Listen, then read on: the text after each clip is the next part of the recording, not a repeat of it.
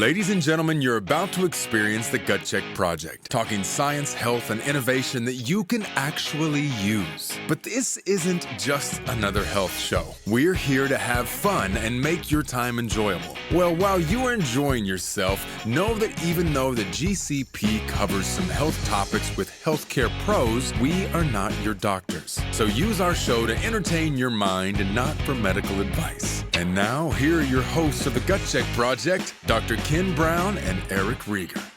Hello, Gut Check Project fans and KBMD Health family. I'm your host, Eric Rieger of the Gut Check Project, joined by this guy, Dr. Kenneth Brown. Ken, what is going on? It's episode 95. Episode 95. We're bringing in the new year with episode 95. Happy New Year, Eric. Happy New Year, Ken. What's going on? Well, today we're going to talk about a couple things. One thing is somebody named Sam Harris, who I have a lot of respect for, discussing some living in the moment type stuff. And it relates to a podcast that I did recently. And then I got asked to do an interview for Well Plus Good. They wanted to know, what does a gastroenterologist have in his kitchen and pantry, always available, and why? So I'm going to go through that because I realized this is a lot more detailed than I thought. They wanted just some quick answers. I ended up writing a whole blog about it. So I thought we would talk about what we have in our pantry. You and I both like to cook. We both like to eat at home. Sure. We eat out on the regular, but we certainly try not to eat processed foods. So we're going to talk about what you can have on hand and what swaps you can make to make sure that it is a healthier option, possibly than, let's say, some different oils that you're using, for instance. Isn't that wild, though? I mean, you say that we're going to get into oils, and we will here in a moment, but I feel that if I were to look back at things I was conscious of on purchasing, many of the things that I put through the gamut on would I buy this or not, those parameters did not exist 10 years ago for me, really anywhere near the level it does now. And now I actually feel better about the choices that I make. You know what? I totally agree. In fact, I will plead a little bit of ignorance here. I learned a lot about oils from the CEO of Broccoli, David Roberts. Yeah. And he instructed me about these oils that are not very good for you, inflammatory oils, hidden in so many things. Oh, it completely, and I naively was like, "Are you serious?" He's like, "Yeah." It's like we had to look over it, you know, when his wife got breast cancer, they had to look at all that stuff, and he instructed me. So, you know, we're big proponents of sulforaphane, and broccoli being the only stable sulforaphane out there. Seriously respect, you know, David living the lifestyle like that. But he taught me about some of these oils, and ever since then, I'm a label reading fool. My kids just die laughing every time they pick up something, and I'm like, it says it's healthy. Read the label, and 99.9% of the time, it's stuff that I don't want in their body. Well, it's clear we're going to tackle this subject the best we can for this particular episode, but I will say that the me now of eating and making these types of food choices, I have seen probably an improvement in various facets of my life, in mental ability, sleeping, enjoyment, patience, just different things that I probably didn't attribute to possibly an inflammatory diet, that over time making better choices for myself on the foods that I take in has made things easier. I've totally seen the patience. You don't roll your eyes at me nearly as much as you used to in the past. Or storm out. Yeah, you look at the early episodes. Frequently, I'll be on a rant, and you'll just see Eric just throw the mic down and walk out of the studio. Where are you going? What's going on? I'm going to go eat some sunflower oil. I'll just see him, and I'll be like, man, what's wrong with Eric? And he'll just be spooning, like, you know. Crisco? Yeah, Crisco in his mouth. I'll be like, there has to be a correlation there. Yeah, none of that should happen, but it could have, I guess. So you, before we get into the subject matter, you had a big weekend. So some personal things.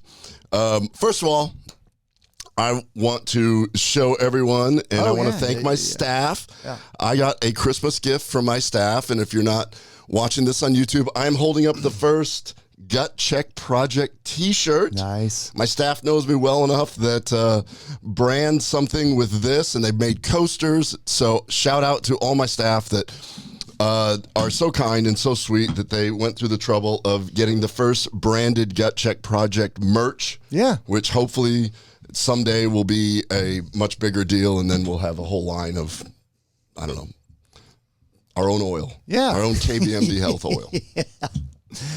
But and then on a personal note, this past Monday, My son graduated high school early so that he could go to the University of Texas, Austin, and play tennis. And, it's our first child going to college. I think I've called several of my friends who've already done this, including you. And when it happens, it's this bittersweet thing. But we went to University of Austin, got my son moved into his dorm, and Tuesday morning he's practicing with the team. And right now he's in Miami because they've got a tournament in Miami. And so it's like, there we go. 18 years, and we apparently did a good job because he was really, ready to be there. So Lucas and Carla, for instance, even though I shouldn't say for instance, but just to make sure I include her, both of your kids are great kids. So no doubt and no surprise to me that he's taken off and acclimated within, I don't know, like you said, 0.3 seconds that he was ready to go off to school. It's one of those weird things where you're like, show your mom that you're going to miss because, mom's having some trouble with this. And, yeah, most moms do. Like most moms do. Most moms do. But you've prepared your kids because what happens after you've reared them and you've raised them is you're supposed to be prepping your children to grow and be an adult so that they can emulate and do the same thing that you had hoped for them and the way that you set an example for them, and they can lead adult lives. And that's the same. Fortunately, I think that we both have very similar experiences with our own kids. I couldn't be happier for both of my boys. They obviously went off to Texas Tech, but they're accelerating and they moved on in much the same way. And you and I have shared a lot of conversation about that. I expect the exact same thing to happen with Carla. But the one thing that is different is I think that being a parent of a D1 athlete and just having friends who played D1 sports and some who've been parents of kids who were D1 athletes, it's going to be a different situation for you. Just as you said, Lucas he's off and running. Yeah. And a lot of his activities are going to be scheduled. So his experience just in life in general is going to be, it's going to be exclusive. It's going to be very, very different and very exciting. He's going to have a really cool perspective on having that kind of exposure to different things like that. What's amazing in the whole tennis world, you have to be super disciplined. You have to do all this, but you're doing it alone. And now he's got a team, and I think he's so excited to be part of a team, and everyone works just as hard and probably harder. He's going to learn that pretty soon playing D1 and all of the above. And it's just exciting to see. And I just can't wait to see how he evolves as a man over the next 6 months, then the year. And as it goes on, I look at the other team members that are there, and they're just all incredible men and just great people. And you're like, okay, I'm so glad that he has these guys as mentors. And the coach, Bruce, is this incredible man that is very, very, very calm, very fair, very regimented, which just fits Lucas's personality perfect. Well, you and Lloyd have a lot to be proud of, both in him and in Carla. They're terrific kids. Tennis or not, they're going to be successful. So congratulations, and we'll wait to join the upper ranks of sending your kids off, man. Oh, I know. Yeah, it's awesome. Yeah. Good stuff. How about you? What's going on? Honestly, we're while we're taping this, we're approximately 5 weeks away from me officially becoming grandpa. Couldn't be happier. So things are moving quickly for Gage and Lainey, my oldest. And then Mac is home for 5 more days, and then he takes back off for his second semester out at Tech. And so, honestly, it just had a great Christmas. I mean, we had a lot of time together. We played some Top Golf. We played a lot of games. We cooked out a lot. I mean, honestly, it was a great Christmas, great New Year, and had a good time. Love it. Whenever we do our level 10 meetings in our traction, we always do personal and professional. And so this is personal and professional. I've talked about this, but we talked about the SIBO support box last episode because that was our official launch. Yep. What I love is how much feedback I'm getting from everybody who's actually on this. That's the polyphenols from atrantil plus the diamine oxidase, which lowers the histamine, plus the immunoglobulin. I just love doing this and getting the feedback from everybody and having people say, this is definitely making a difference. So one piece of feedback that I've gotten that we barely touched on it before, and I'm hoping that it doesn't keep proving to be anecdotal, but I've got 2 people on the box that have told me that they are taking it. And one of the side effects is they are simply sleeping better. Oof. They're just sleeping better. That's why we have the ashwagandha in there. That's why we have the diamine oxidase. Yeah. Both of those are seemingly paying off by reducing inflammation and reducing the histamine load, which actually can help, or I'm sorry, can aid in wakefulness, but you need balance. Yeah. You need balance. And so having the Histi-AO in there, and a Histi-AO that has the histamine reducing units, right? Is that HRUs? Yes. Has the correct measurement of active DAO doing its work. It's paying off. It's paying off doing business with another company and supplier that is regimented just as we are. A company and supplier out of Austria that has it patented there, that is under European regulations. 100%. So everything has to be completely at a level which we actually don't have here because the FDA is not involved with supplements. Correct. So I think that's why we're having such a great result. Not to spend too much time on it, but if you're curious what the SIBO support box is, just go to kbmdhealth.com, go down to the store, and you'll see it. It's the first listed product up there. Again, that's kbmdhealth.com. All right. Yeah. So let's jump into this here. So, one other thing and this is why I'm leading into this. I had a great opportunity. I was contacted by a wonderful person named Chloe Porter. Uh-huh. She has recently launched a podcast called Synthesis of Wellness Podcast. Wonderful young woman. She is a mechanical engineer, went through her own health issues, and is now on a mission to try and train other people in their health. And I think I'm guest number 6 or 7 or something like that. But great. We had a great podcast together. And we covered all the usual stuff that we talk about on this show from our end about polyphenols and the metabolites and how you need the right polyphenols to break down both the supplements that you're taking or to help get the most benefit and from the foods that you're eating. But she threw me a little curveball at the very end. She said she asked me a question. And her last question was, if I had any piece of advice for increasing happiness, improving well-being, etc., what would it be? And this was truly off the cuff, and it was quite serendipitous that I recently discovered something like literally just happened. I responded that I discovered the Sam Harris app, Waking Up. Okay. So I work with a CRNA named Sean who introduced me to Sam Harris Waking Up. He read his books, and he said, I really think that this is something that you're going to really appreciate. And I've been doing his app for about a year now. And it's fascinating because it's all about realizing that you are a meat suit and your consciousness is really not conscious. And it's deep. It's super deep. Sure. And so, but what it does teach you is you are not, the environment is almost irrelevant to your thoughts. Because when something bad happens, the environment, it's all about I won't be able to get into it right here because I just said I'm just now learning this one thing. And I said it's so important. It's so important because once you learn that your own thoughts are under your own control, and it's a very weird thing to say, the world changes. Okay, so that is a really weird way to explain this incredible lifelong journey that Sam Harris, and I'm going to get this wrong, but so I go to the gym this morning nonetheless, and it's Sam Harris and Andrew Huberman. They were at the gym? They were at the gym just sitting there talking. And so I just stalked them the whole time listening to what they had to say. Yeah. Yeah. So Andrew Huberman had Sam Harris on his podcast. Okay. They're both PhDs in neuroscience.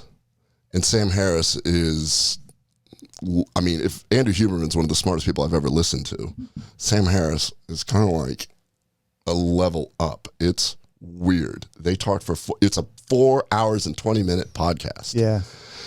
And frequently I'd have to rewind and then just listen and go, what did they say? Because they were in and out of this philosophy of meditation and the neuroscience with it.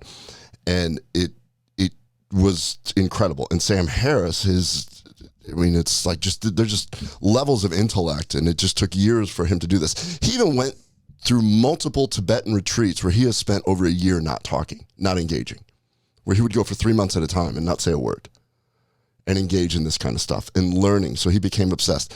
I don't know. We're going to one day talk about it a little bit more, but he discussed that, his career started at Stanford, and then he did a stop out, which is not a dropout. Stanford says, well, if you want to take a break, take a break. And he took like a 19-year break or 12-year break or something, where he ended up writing a book that became a New York Times bestseller. And And then he came back to finish his degree and then do his graduate school, like pow, pow, pow, pow, pow, while he's writing these incredible books. Okay. And so he discussed it with Andrew, where he was like, it was this dichotomy of me going to my education advisor where they're like, you're behind on your PhD studies. You need to do this.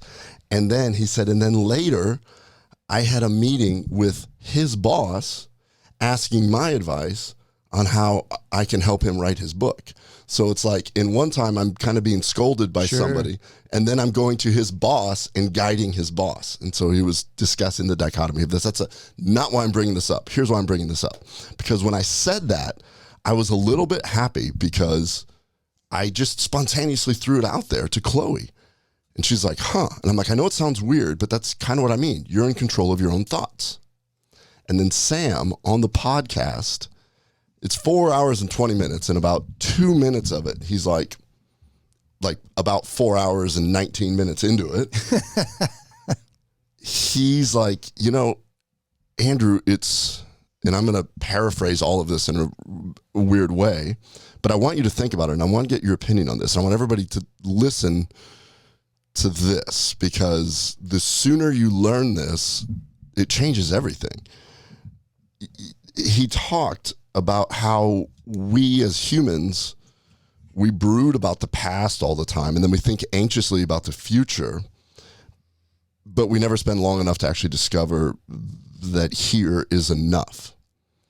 And seeing my son go to college, it's a reminder, and these milestones in life, when your child gets married, when you're when you're about ready to become a grandparent, these are milestones where you go, wow, life is finite. Oh, yeah. So we have this absolute finite resource, which we're calling time. But within this finite resource, we have an even more finite resource, which is free attention to find fulfillment in the present, is how he worded it. So if I say you're going to be on this earth for 102 years, if you spend your finite time on earth worrying about the future or regretting the past, you're cutting down that 102 years into a much smaller time frame. And I'll expand on that. Does that make sense? Yeah. Sure. So you go through the trouble of making time available, but you can ruin that time by letting your thoughts bounce between regret of the past and anxiety for the future, and you're never right there. So you can have a vacation and not really be at the vacation and not even realize it, because you're just toggling back and forth between things. Yeah, thinking about, are we going to make our connection? Yes. How are we going to handle luggage when it's time to go back home? Yeah, I think a younger version of me, who it maybe because of stress or what have you, was someone who was probably guilty of that very, very, very early in my, experience of traveling. You kind of get lost in the mechanics of how you got to where you are and forgot how to enjoy being present in that. And then I can just specifically remember my first time having that kind of experience, and then realizing we had just returned from a vacation and I didn't feel like I had gone anywhere. Exactly. And then fortunately, it was just, Gage Mac wasn't even born yet, but I can still remember that feeling of, we went somewhere. I barely feel like that we did anything. I feel like all I did was worry about this. And granted, some of that was economic. Some of it was just pure economics, just not having the money to do certain things. So I stressed about it. And looking back, I should have. It didn't take me long to realize it, that I wasn't going to travel again or plan something that was supposed to be for leisure, and allow the mechanics of what allowed me to have leisure time get in that way. So that's not exactly what you're saying, but I think that's a facet of what you're saying. It's 100% a facet. And that, I think all of us can think about times where you look back and you're like, I really wasn't quite there. Like, let's just say when you have your first child, you're not quite realizing the spectacle that's going on, because the anxiety of the future. Scared shitless. Everyone is scared shitless. And there's a couple times in my life where somebody said something to me and it stuck. One of the times was a friend that had a child that was a little bit older. In fact, I'll just name him, Nate Green. He's an oncologist in Nebraska. He was one of the first of our friends to have children. Mm-hmm. And he said, what you really want to do is you really want to embrace those sleepless times because it goes away. And then you're going to look back and go, gee, I wish that every time I woke up, I wasn't in a bad mood about it and I wasn't doing it. I wish that I could look back. Every day? Well, yeah. And so I had that in my head the whole time. So it became this thing where Lucas would cry and you would just wake up. Lloyd and I, she was, all the usual stuff that happens with a newborn baby, trying to breastfeed and this and that. It just always resonated in my head. Mm-hmm. Enjoy this. And I actually did. It's like I would hear that. And it was, even though I had to work the next day and everything, it's like, oh, this is fun. I'm going to be really tired tomorrow and I'm going to look back on this. And at this moment, I'm so happy that I was present during those things because somebody said something to me. I don't know if this is a hack or not, but this is going to be a small tribute to my dad that I ended up doing when I basically learned how to calm down to the fact that I was a new father. Because that's what you described, I think most people go through, especially if they have kids before they're the age of 30. I think there's just a lot of planning. You just don't feel like you have all of your affairs in order to even have, like shouldn't be legal for you to be walking around with this kid, basically. But my dad was fun all of the time, and he was hilarious. But he approached chores, requests, times to wake up when you didn't want to, with song or something like that. And so, as I quickly learned that I've got to pull it together and started thinking back to some of the more fond things that my dad did, you end up coming up with they're campy. They're campy little songs or rituals that you do, but it's almost like you're coaxing everybody else to do it. And suddenly those crap, I don't want to have to get up right now, turn into, oh, dad's singing again, or whatever it happens to be. It doesn't have to be singing, but it could be really anything that shows, hey, look, I don't want to get up here now either, but we might as well make the most of this time. And that's really what my dad was doing. And I can remember when the boys both were probably around the age of 5 and 7 is when we wrote the wake up song. And I used to go into their rooms with an acoustic guitar, and we had our own lyrics, and the boys reluctantly at first were like, oh my God, he's strumming that stupid guitar. And by about verse 3 or 4, they were like, oh, wake up song. So, I mean, but it's how you kind of get people to embrace, hey, look, I don't have to get up right now either. But if we're going to do it, we're going to do it together. It's going to be fun. I love it. So anyway. Yeah. Something similar that my father-in-law, Carlos, when Lloyd and I first had Lucas and then Carla later, but it was certainly during Lucas where it was like the first one where you're trying to get through everything. And I'm new into my practice, and I would leave, and we would leave, to go to Puerto Rico, and I'm sitting on a hammock with my son, and I'm talking to Carlos, and I'm expressing my anxiety about exactly what you're talking about. And I was like, oh man, I'm worried when I get back to work, and I'm worried when, the money and this and that. And he said 2 things to me, and I went, huh. Which is why whenever you say something, maybe you don't get the reaction that you're expecting right there, but any advice you give to anybody, maybe it leaves a very long ripple effect. And then suddenly, 18 years later, you're discussing it on a podcast. Yeah. He said, well, if you go back to work and everything's fine, then you're probably not needed. But, oh. He's like, so it's a good thing when you get back and it's a little bit of a mess. That's a really good point. And then I was talking about the money, and he goes, Ken, you're on a bridge. The money is like a river underneath you. It comes and it goes.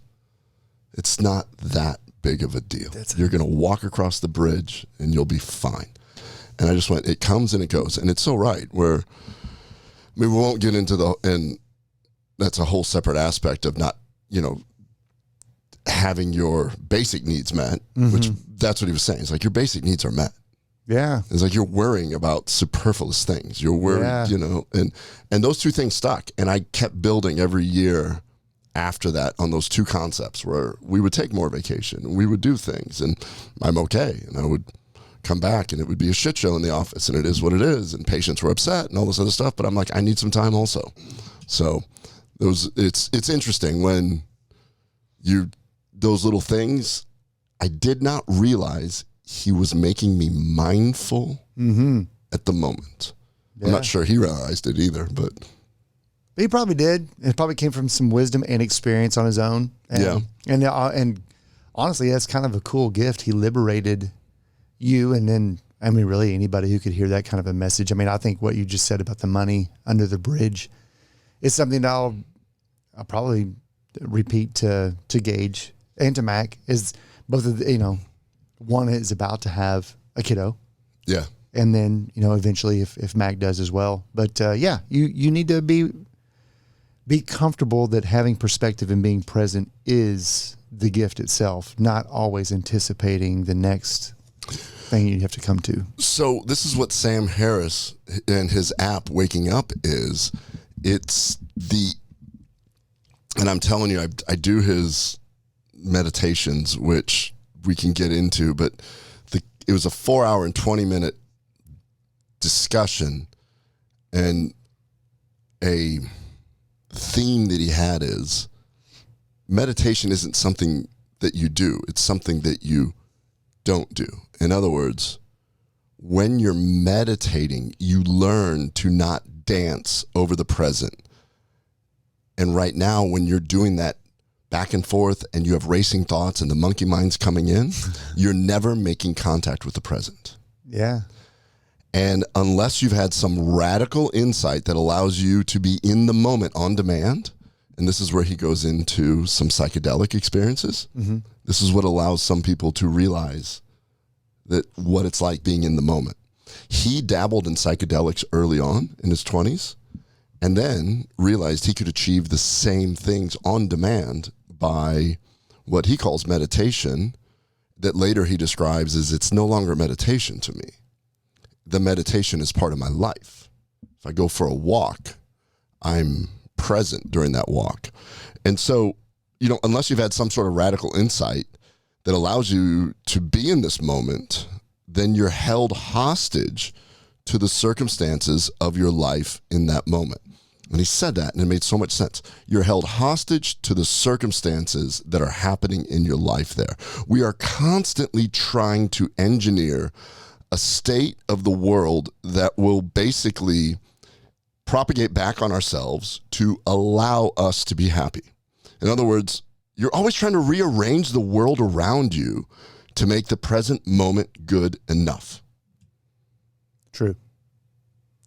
People, if I get this, then this will make me happy. Yeah. I will work very hard to be here so that I will then be happy. In the Waking Up app, his meditation reverses the causality of this. It allows you to change the states before anything happens. Your happiness is no longer predicated on the next good thing happening. You can be in the present of the next good or even bad thing happening and already be at peace. And you stop and think about it. And that's what I was trying to tell Chloe when she said, you have any peace? Do you have any advice? And I was like, this Waking Up app is teaching me that I'm in control of my own thoughts. Obviously, I didn't say it as eloquent as Sam did, but that's kind of what I meant. You are no longer waiting for the world to put the scenario in so that you're happy. You are happy, and the world is what it is, irrelevant to your perception. Because your perception, you're in control of it. It's deep and thick. And enough to make Andrew go, wow. And he's a smart dude. Yeah. There's a lot to unpack. I don't think there's a whole lot for me to add. Well, let me give you an example. Okay. All right. So one that he used, you're working out. Okay. And you push yourself. You're working out hard. You're working out and you're doing a heavy deadlift day. And pushing yourself to your limit. You can barely get 10 reps. You fail on the 11th. I mean, like, you're really working out. You're doing a HIIT workout. You're doing anything you're getting your PR on a marathon, whatever it is. At that point, your heart rate jumps up.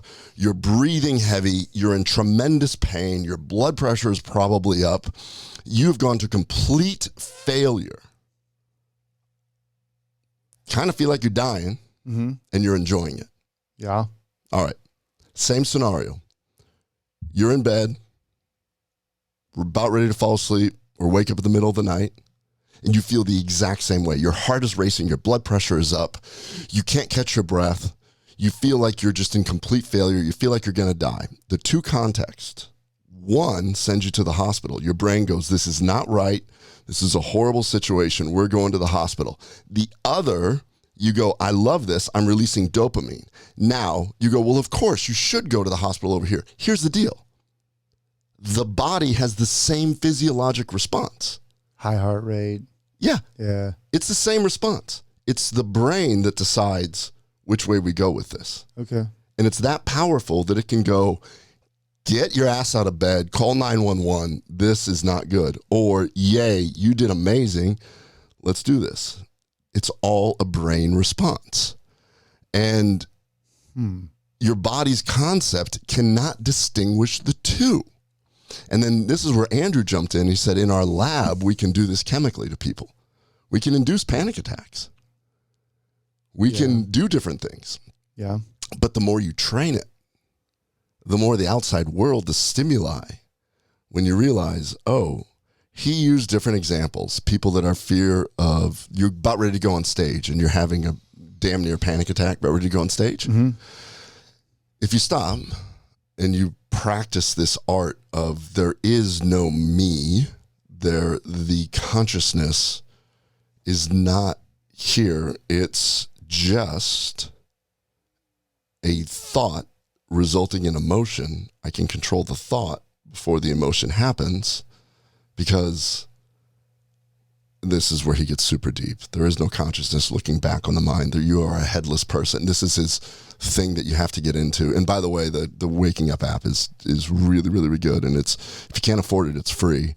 But I imagine his server is going to break after when Andrew, puts this out there. But, the fact that your body cannot conceptually distinguish the two. So if anybody's ever had a panic attack, you know exactly what I'm talking about. You have a panic attack, you go to the emergency room, and you're dying. And the ER doc comes back and goes, everything's normal. You're just having an anxiety attack. And everything in your body is screaming, we're dying.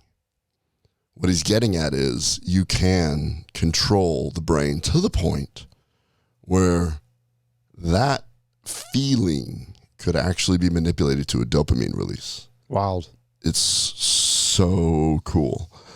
I mean, you can actually enjoy events like that if you learn to control it and do it. And that is the concept of I'm in control of my thoughts. I guess that's the bottom line. I'm saying it so simple. I'm in control of my own thoughts, and it's appropriate. And he went into it. He said, don't get me wrong. I mean, you can do this in life, good or bad situations. You can control your mind's reaction to it and practice being happy and practice being present in this finite amount of time that we have. In the context of where it's appropriate to do. If you are actually having a heart attack, if you are dealing with a loved one that is extremely ill, if a pipe has burst in your house and it's flooding the second floor and its water's coming down, there is an appropriate time to, and he kind of joked. He's like, I'm not saying be stoic at all times and walk around. He's just saying that when you start to learn when you should allow those catecholamine responses to happen. So I've not used this app, but let me just put this into context the way I hear what you're saying. Of course, he's not saying lower the flags or the warning signs when something needs to be acted upon. However, I think that if you're in control of your own thoughts, you'll actually perform better when something requires action because of an emergency. actually discussed that exact same thing as soon as he got in there. Yeah. Yeah. He said the irony of it, Andrew said the irony of it is in our lab, we have shown that if you can control it, your response to the emergency is greatly improved. I'm going to use a couple of not specific examples, but some anecdotal global examples where I've seen you and I both in medical emergencies. So prior to training, in a couple of the handful of emergencies that we've encountered, whether they be airway obstructions, perceived uncontrolled bleeds, or anything else like that, I've been around other healthcare practitioners that maybe have never been quite as comfortable in dealing with things that require urgent attention, if you will. And I've been with those that I knew early on I wanted to emulate because they recognize the issue, and rather than stir up more panic with everybody else within the team, the appropriate thing to do is identify and then be clear on what the next steps in the effort needs to be focused on. You and I worked together for a really long time. It's impossible after thousands and thousands of patients to not have a couple of issues where Sure. you're going to have to handle some things.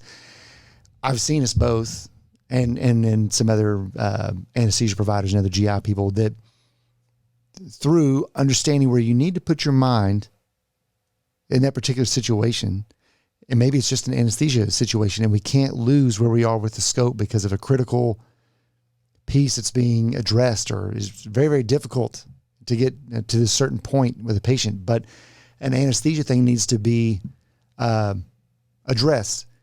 You, at times, have said, hey, is everything okay there? Do I need to do something differently? And I may either communicate with you, yes, draw back a little bit, or no, stay what you're doing. I've got this. And you and I, without making the room elevate with urgency, just handle that. Where I think that if we had been thrown in that situation at, age 15 and handled, you wouldn't have known what to do. But isn't that, you just brought that up. We have practiced the control because we have prepared for that situation. That is a Birdman parrot Navy SEAL philosophy. Sure. You have practiced this situation, so when it happens, you're there. What Sam is saying is practice it all the time. All the time, yeah. If you do that, your time on Earth becomes exponentially longer. Yeah, it has to. Because you're living wasting every moment. Yeah, you're not wasting. You're not wasting. Yeah, it's and we talk about flow, and we'll eventually get flow and re-endorse on here and talk about flow. It's different than that, though. I'll give one other comparison from that example. So let's just take it to the hospital where let's just say we've had a code. We'll just stay in the healthcare episode. And I've seen practitioners who are probably more similar to the way that you and I would handle a situation, if it's a code scenario or what have you. And then you go through all the algorithms and then you secure the patient, and then hand them off, whatever it happens to be. And then the difference, I would say, between those who execute by knowing that at some point you're going to encounter the situation and control needs to be maintained and open communication needs to be maintained. I've also seen it in the other where you've got someone who has found themselves as the point person, very, very loud, very, very vocal. And when it's all over, rather than debrief and being able to move on, that person is usually sitting, crashed, sweating, and having a hell of a time recovering from the episode.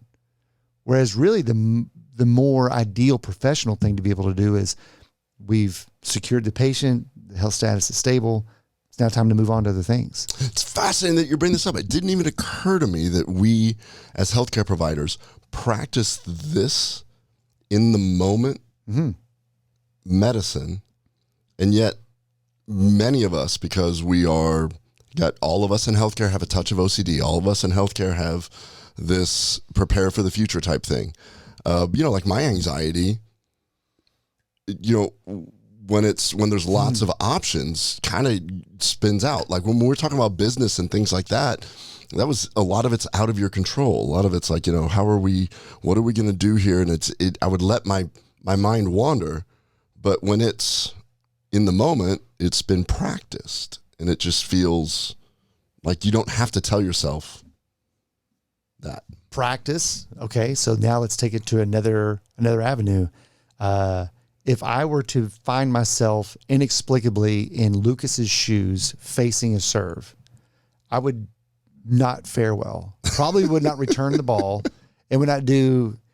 It would just be terrible. Lots of aces coming at me, me returning nothing. I would lose. The same thing for like a gymnast who practices over and over and over again, exchanging between the bars or using the what's it called, the vault, or whatever the stinking apparatus is they use in the gym routine, or in a soccer player, an MMA guy, finding yourself in a triangle or some type of choke that you've got to escape from. If you're not used to that, it's instant panic. It's instant panic in every one of those scenarios. However, somebody else who's a practitioner and has put their mind there, it's really the same thing. Let's bring it up to tennis. So one of the problems with tennis, so as a parent, when you're watching, or as anybody watching, you're sitting there, it's 30-40, the score is 3-4. So in other words, I'm serving, I'm down. The difference between 4-all and 5-3 is massive. Yeah.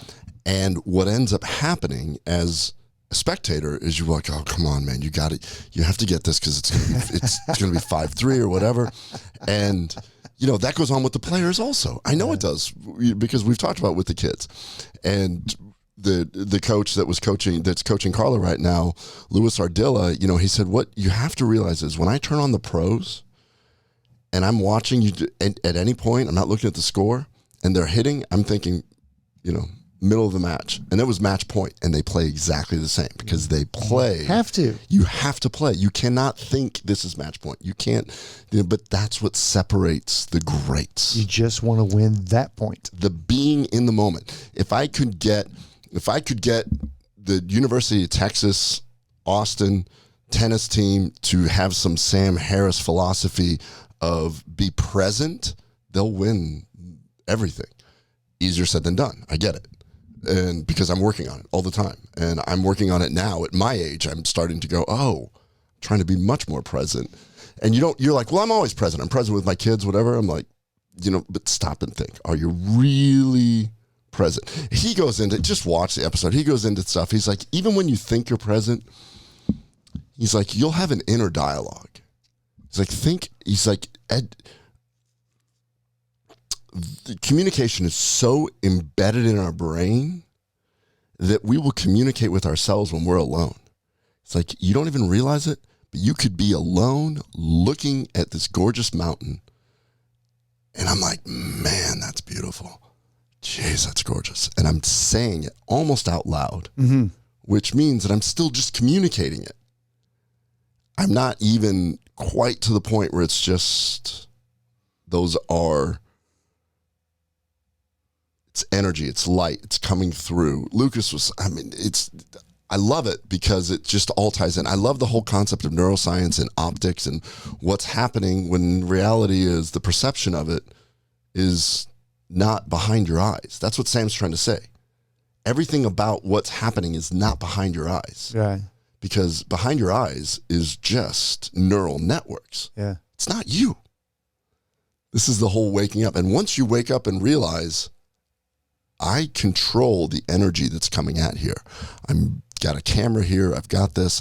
I control it because it's my perception of it. I'm not controlled by it. And that's what he's trying to get at. And I struggle with it because in it, he talks about how even in my app, he has moments where he talks you through it, where he's like, now look back at the thinker. And I talked with Sean, the CRNA, who turned me on to this, and he's a little bit more advanced into this. He's been doing it for several years. And he's like, yeah, what's your thoughts on that? I'm like, man, I struggle. I struggle so hard to do this. But then one time in one of the apps,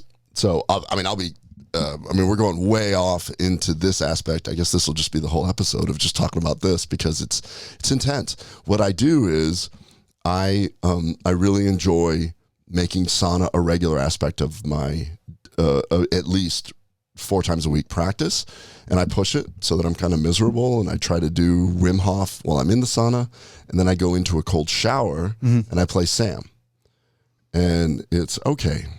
And he's just very calm. He's like, okay, close your eyes now. Now notice that, in fact, just do it right now. Just go ahead and close your eyes and notice that when you go, what do you see? You don't really see nothing. You're seeing flashes of light. You're seeing expanse of darkness. You're seeing depth.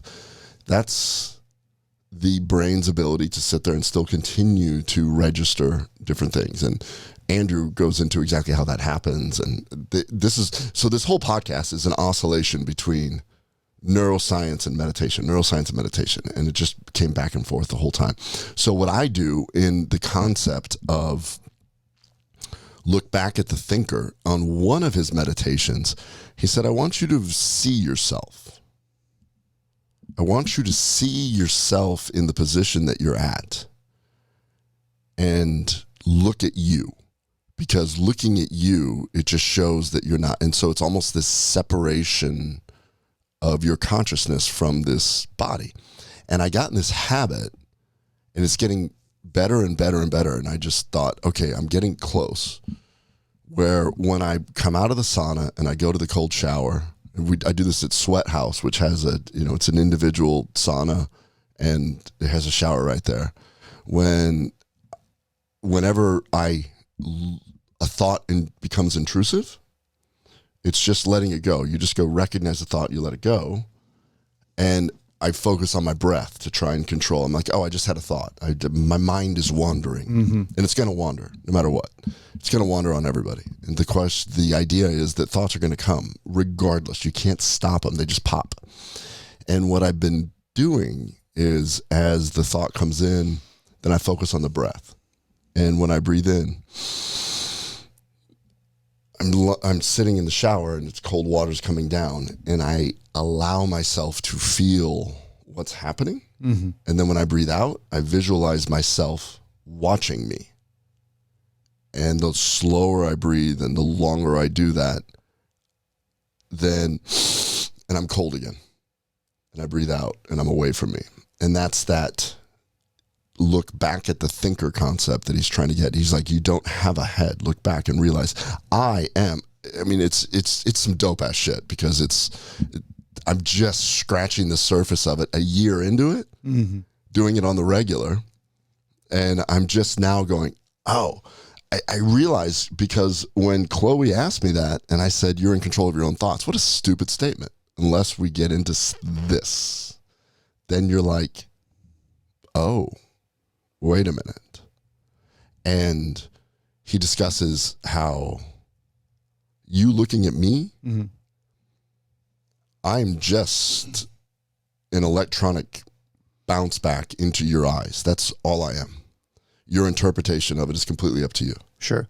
And he even gets into it. He's like, I don't know why in certain situations I'm received, I'm funny, I'm whatever. And he goes, it all comes back. Then they get into the whole thing of being a baby and how we focus on babies and how everything is about cueing into the self. And it's the baby, very quickly, the brain forms to realize that it gets cues from the outside. It interacts with the outside, which is an evolutionary type thing. Sure. So that gets a little bit further into his philosophy, and then the science of it. Andrew went into it, but coming back to the concept of when my mind wanders, I get back into the breath, and when I exhale and stay exhaled, I'm watching me. And while I'm watching me, I literally don't perceive what's happening. And this is what I think happens when people are really good at this. Like, they can suppress pain, they can suppress fear, they can control their emotions to the level. And this comes down to Itamar. From you talking about the Navy SEAL? I'm talking about the Israeli assassin. Mm-hmm. When I asked him, and Navy SEAL. I'm sorry. Yeah. Yeah. Yeah. What's Itamar's last name? Regardless, super cool guy. He was with Chris. He was with Chris, who's a Navy SEAL. Never mind. Sorry. And I think when they train, and I asked him, when you're really in a shit it's the fan situation, he described this. Yeah. He said, I look at myself as a third person and I say, how should this person handle it? But don't you think that's what we were doing whenever we were going through the correct algorithms? I think you're right. Yeah. I mean, I think that's a piece of it. I'm not saying it's a mastery. I'm just simply saying that what it sounds to me like what Sam is doing. It may sound foreign. I guess this is why it's something that should be paid attention to. What Sam is describing is not something that I think that he would even say that he's more or less created. It's what he has discovered and how you unlock and gain control. Because gaining control in a situation, whether it be panic or he's describing all of the time, is going to allow you to maximize. Because if you want to be efficient in a time of panic, anybody could throw their hands up and say, let's run.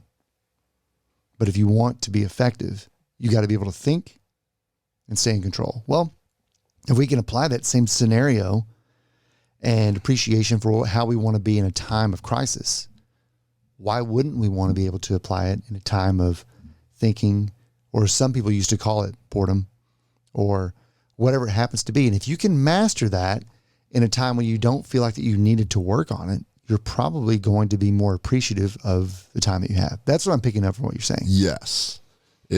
We have a finite amount of time. And that finite amount of time can be exponentially longer if you're present in it. Yeah. Fascinating. I think you're right. You really deep. It's something that I thought it was so interesting that I did the Synthesis of Wellness podcast. That's how I ended it. And I went to the gym this morning, and this is the podcast I listened to. I went, oh, this is exactly what I needed to hear at this exact moment. And I don't want my children to wait till they're my age to start working on it. Yeah. That, I think, is the gift. Yeah. It's funny, though, a younger man, a younger person, you do think a lot about your own central ego.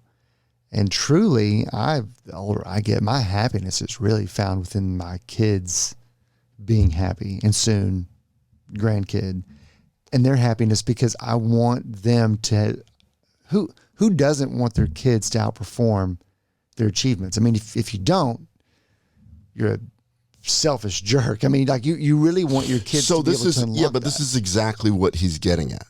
You just said my happiness is dependent, and I'd say the same thing.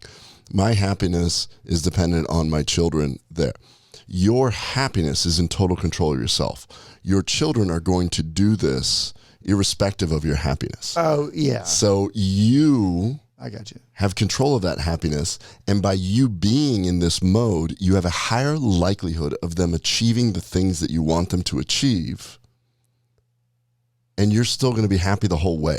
No, that's actually a more articulate way to put it. I think that's much better. I was trying to say that understanding this concept and being able to share it with them, and then having them emulate that, but learning it at an earlier age, would actually be even more rewarding for me, as I'm finding an ability to find more time for happiness and enjoyment, because it's by proxy. Your children learn from you, and if they can pick that up from you, how is he doing that? Then they're going to be able to do the same thing, but earlier in life. I mean, it's just, I learned a lot of lessons from my parents. I don't know that this was one of them, or not to this level. Or maybe they didn't, aspects of it that you didn't realize this is actually what they were doing. Like, I don't think Carlos has done any meditation work at all. We were just on two hammocks facing each other. I promise you, my dad did not go to music meditation school to teach us to sing songs in the morning, So yeah, but they're real lessons. And what I think that Sam has done is he's pieced together those experiences, and he's made it into something that's consumable, I guess. I mean, I just love this quote that your time on earth becomes exponentially longer because you are actually present while you are here. Sure. I agree with that. And if you look at all the distractions that we have to make us, they only get every day not they grow. present. Yeah. Every day they grow more. Yeah. 100%. Oh, I just thought of something. Maybe that's why I enjoy this podcast so much. You think about it. We got a camera on us. We got mics. We don't do really any real editing. If we screw up, we screw up. We have never done editing. We have never. Somebody listening is like, I wish you would. Wish you would. Yeah, that's something y'all should look at. Huberman's like, and that's why I'm huge and you suck. Yeah, that's right. But this is one of those aspects where I kind of feel like when we fire up the podcast, we're both fully present. Yeah. Yeah. Well, that's a fact because we really don't have anywhere else to go if we weren't. Well, ever since you've developed patience, since you quit eating Crisco. Yeah, no shit. Well, maybe we should talk about oil. I think that's where we started. We should, but I kind of almost feel like that's going to be a whole nother podcast in itself. So we just teased everybody from the very beginning. We can tease everybody. We can do. Yes, let's see where it goes. I just feel like we just came off. I don't know if I can shift. Like I want to keep talking about meditation and stuff. It's crazy. I tell you what, let's do episode 96 on the Well Plus Good 5 gut-friendly items. So this is an interview that I did with Well Plus Good. We'll do it for the next episode, 96. I want you to be present in the moment of what we just talked about. And the next episode will be about what to put in your pantry so that you can always have something healthy to eat. Does that sound fair? I think it does. I think what Ken got to from the very beginning, he says, what's in your pantry? And what's in his pantry is Sam Harris. I think that's what we learned. All right. So if there is something, I want to thank Sean, the CRNA. Yeah, thanks, Sean. That's a great topic. That turned me on to this, and then realizing that and Sam's huge already, but going on Huberman and geeking out was really cool. And I just, curveball, I apologize. I had a whole separate podcast planned, and then I heard that this morning, and I'm like, man, we got to talk about this. Who cares? I never talk about this, but I think the title that we're going to put on the thing is going to be Sam Harris, Andrew Huberman, and not oil. And that's all I was going to say. Remember, what the hell is this? So if that's what the title says, this is where it came from. All right, so episode 95, we will do episode 96 on what's in your pantry. And don't be surprised if we look exactly the same. See y'all next time. Thank y'all. All righty. Bye-bye.